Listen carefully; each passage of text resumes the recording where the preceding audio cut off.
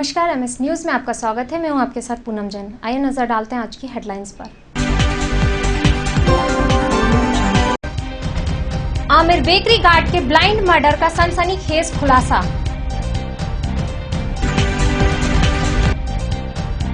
रुक रुक कर होती रही बारिश, विभाग ने दी 1 दर्जन स्थानों पर भारी वर्षा की चेतावनी। अखिल भारतीय विद्यार्थी परिषद ने कुलपति को हटाने के विरोध में पुतला जलाया। आरोपियों की पहचान बताने वाले को 15,000 का इनाम देने का ऐलान।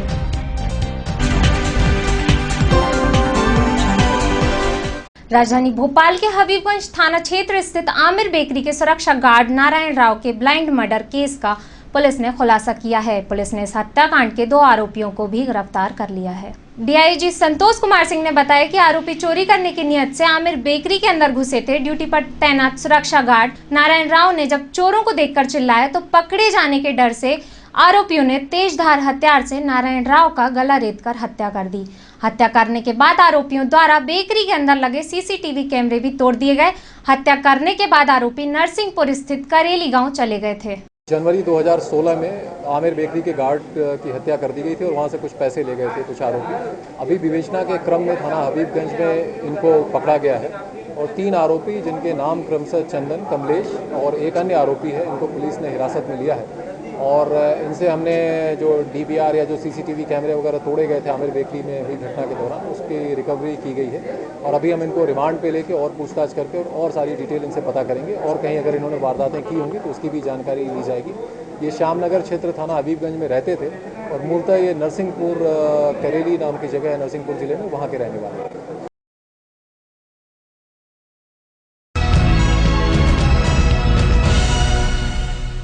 प्रदेश की राजधानी भोपाल सहित आसपास की जगहों पर पिछली 2 रातों से अलसुबह तक रुक रुक कर बारिश होती रही। यहां अगले 24 घंटों के दौरान शहर के आसपास हल्की बारिश का भी अनुमान है। प्रदेश में 1 दर्जन स्थानों पर भारी वर्षा की चेतावनी मौसम विभाग ने दे दी है। इसके साथ ही आधा दर्जन से अधिक स्थानों पर लगातार बारिश होने की वजह से अलर्ट किया गया है। मौसम वैज्ञानिकों ने बताया कि प्रदेश के पश्चिम हिस्से में आने वाले राजगढ़, मंदसौर, नीमच, उज्जैन, अलीराजपुर और शाजापुर समेत कई जिले में कुछ स्थानों पर अगले 24 घंटों के दौरान भारी बारिश हो सकती है। कम दबाव क्षेत्र का बात किया था, यानी कि low pressure area west central north MP, ये बीच में अभी भी बना हुआ है, ऑलमोस्ट स्टेशनरी पोजीशन एवं स्ट्रेंथ उसका खास कुछ कम नहीं हुआ। इसके आधार पर जो पूर्वानुमान हमने दिया, that is a wide spread rain, यानी कि अधिक से अधिक जगह मध्यम से मीडियम से हेवी रेन, ये चांस बना हुआ है। भोपाल संभाग, होशंगाबाद संभाग, झाबुआ, अलीराजपुर, बड़वानी, धार, रतलाम, उज्जैन, इंदौर, छिंदवाड़ा, सिवनी, बालाघाट, मंडला, सागर, दामोह, टीकमगढ़, सीधी, सिंगरौली, ये सब जिला, साथ में नीमच, मंदसौर जिला, तो ये सब जगह वाइड स्प्रेड रेन चांस है।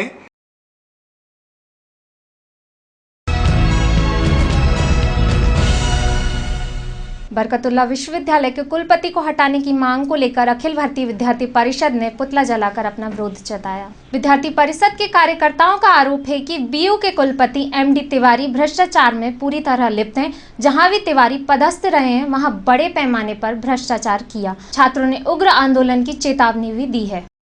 बरकतुल्लाह विश्वविद्यालय के जो कुलपति है एमडी तिवारी, इनके पहले भी जहाँ भी इन्होंने संस्थान पे काम किया वहाँ भी इनके द्वारा कई गड़बड़ियाँ पाई गई है और यहाँ बरकतुल्लाह विश्वविद्यालय भी इनके द्वारा अनेक फर्जियाँ नियुक्त की गई, अनेक घपले किए गए।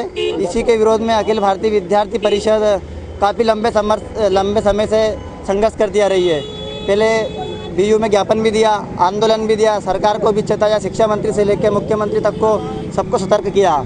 लेकिन जब बीयू की तानाशाही नहीं रुकी तब अखिल भारतीय विद्यार्थी परिषद विगत 3 दिनों से आज 4था दिन है अनशन पर बैठ चुकी है और उसी के समर्थन में आज मोतीलाल नेहरू महाविद्यालय के छात्र इकाई ने भी कुलपति एमडी तिवारी का पुतला दहन किया है। और जब तक एमडी तिवारी भ्रष्ट कुलपति जब तक बीयू से नहीं हट जाएगा तब तक विद्यार्थी परिषद की जंग जारी रहेगी।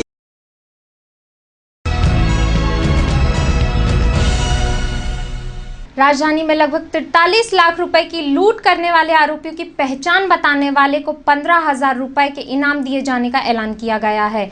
यह ऐलान भोपाल के डीआईजी संतोष कुमार सिंह ने किया है। डीआईजी संतोष कुमार सिंह ने बताया कि शहर की local police SP south Siddharth Bahuguna की निगरानी में आरोपियों की तलाश कर रही है। डीआईजी संतोष कुमार सिंह का कहना है कि सीसीटीवी फुटेज के आधार पर आरोपियों का पता लगाने की कोशिश जारी है। साथ ही कई संदिग्धों को हिरासत में लेकर पूछताछ भी की जा रही है। डीआईजी का कहना है कि इस चोरी के संबंध में पैसा लाने वाली वैन सिक्योरिटी एजेंसी से भी पूछताछ की जा रही है। जल्दी आरोपियों को पकड़ लिया जाएगा। और लगातार हम लोग भी मॉनिटर कर रहे हैं, एसपी साउथ मॉनिटर कर रहे हैं।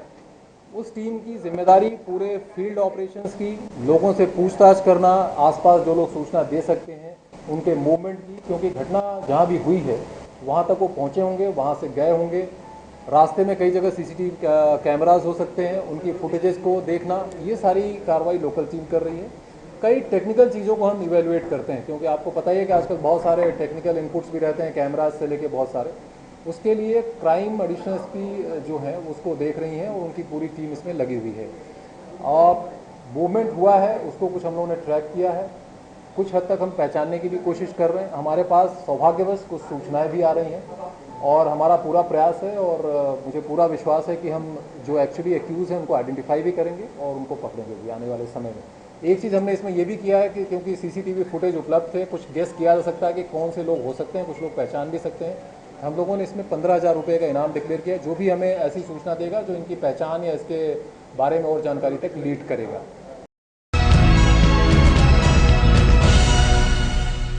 शिक्षा विभाग में संविलियन सहित अन्य लंबित मांगों को लेकर 23 जुलाई को पूरे प्रदेश के अध्यापक भोपाल में विधानसभा का घेराव करेंगे। यह बात राज्य अध्यापक संघ के प्रदेश अध्यक्ष जगदीश यादव ने प्रेस वार्ता में कही।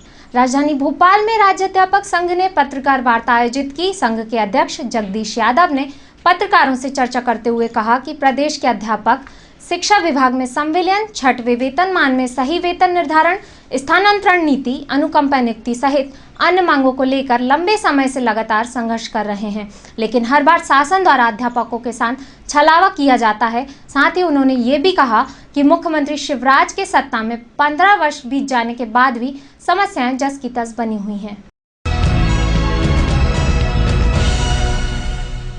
बीजेपी ने एक दिवसीय बैठक का आयोजन किया। इस बैठक में प्रदेश कार्य समिति के प्रस्ताव की जानकारी दी।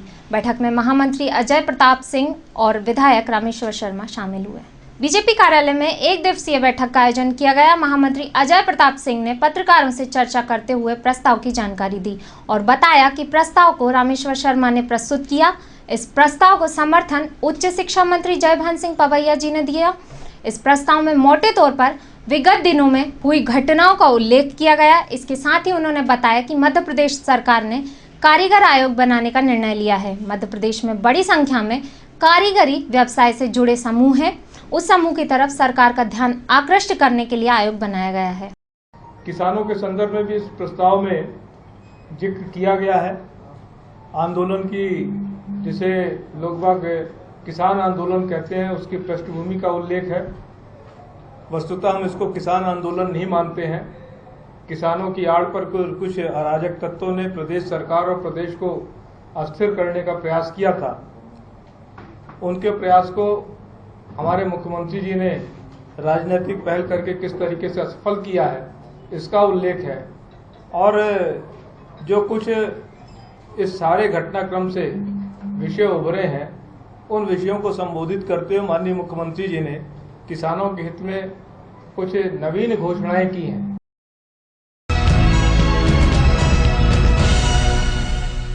राजधानी भोपाल में मध्य प्रदेश कांग्रेस कमेटी के प्रशिक्षण विभाग ने कार्यशाला का आयोजन किया। कार्यशाला में प्रदेश के हर जिले से सीनियर कोऑर्डिनेटर को बुलाया गया और जानकारी दी कि किस तरह से बूथ से लेकर गणना तक किस तरह से जिम्मेदारी का निर्वहन करना है। इन तमाम बातों को लेकर बड़े स्तर पर कार्यशाला का आयोजन किया गया। और हमने पूरे प्रदेश के हर जिले से जो हमारे सीनियर कोऑर्डिनेटर थे उनको हमने बुलाया है।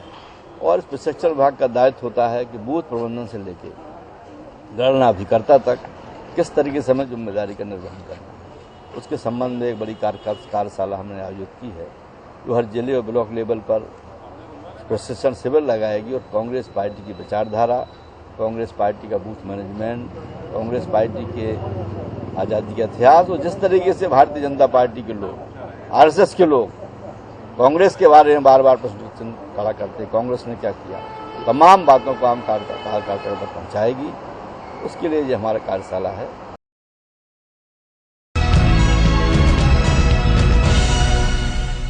फिलहाल इस बुलेटिन में इतना ही। मुझे दीजिए इजाजत। आप देखते रहिए MS न्यूज़।